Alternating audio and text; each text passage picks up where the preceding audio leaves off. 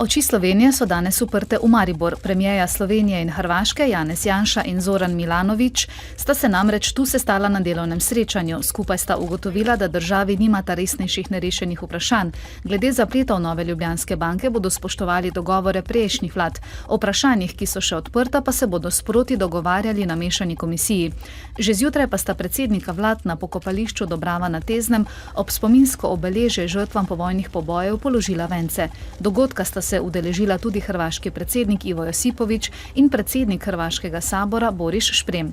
Janša se je sestal tudi z mariborskim županom. Po mojem mnenju predsednik vlade nima sedaj časa, da bi se ukvarjal z košarko in drugimi športnimi prireditvami, predvsem ga, kolikor sem začutil, skrbi slovensko gospodarstvo in bruto družbena rast v Sloveniji in ukrepi.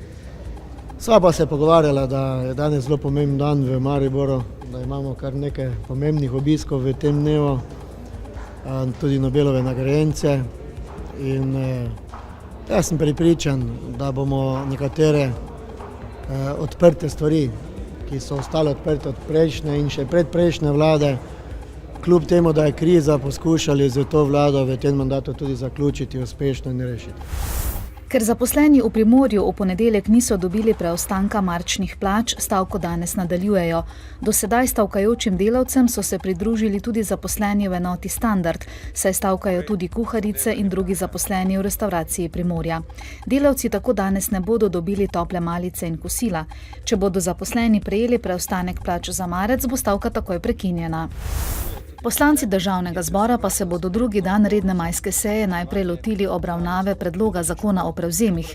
Z njim vlada predlaga zvišanje prevzemnega praga z dosedanjih 25% na tretjino deleža glasovalnih pravic v ciljni družbi, od česar si obeta oživitev kapitalskega trga. Na predlog skupine poslancev bodo po skrajšanem postopku obravnavali še spremembo 114. člena zakona o medijih, s katero se bo omogočilo neodplačno uporabljanje oddajniške infrastrukture RTV Slovenija, tudi tistim televizijskim programom s statusom posebnega pomena, ki oddajajo prizemeljsko digitalno. Odločili bodo tudi o imenovanju 8 novih članov programskega sveta RTV Slovenija. Mandatno-volilna komisija v imenovanje predlaga Andreja Aplenca, Alojzija Bogataja, Slavka Kmetiča, Žigo Kušarja, Jerneja Letnarja Černija, Leona Oblaka, Mitjo Štulerja in Branka Žnidariča. Od danes je bencin cenejši. Neosvinčeni 95-oktanski se je pocenil za 5,3 centa za liter in 100-oktanski za 4,4 centa. Cena dizelskega goriva pa se je znižala za 1,7 centa za liter. V primerjavi s sosednjimi državami so pogonska goriva pri nas cenejša.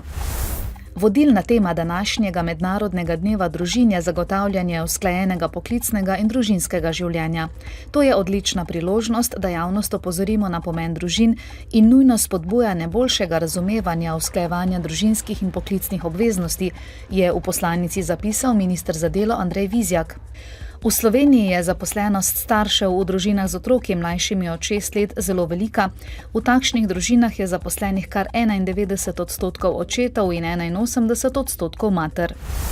Pretežno oblačno bo in spet hladneje, občasno bo deževalo, meja sneženja bo na okoli 700 metrih. Na Primorskem bo pihala burja, popoldne bodo padavine ponehale in od severozahoda se bo začelo jasniti.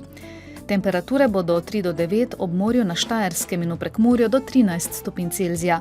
V četrtek in petek bo sprva še pretežno jasno, nato se bo pooblačilo. V četrtek popoldne bo nekaj ploh. V dnevniku televizije Maribor ne zamudite. Nadzorni svet Pošte Slovenije naj bi odločil, kdo bo novi direktor podjetja. V Mariboru poteka tekmovanje v robotiki, v konstrukciji in vožnji z mobilnimi roboti. Tudi mariborski študenti imajo danes svoj praznik, zbrali so se na tradicionalnih študentskih igrah. Bodite z nami ob 18.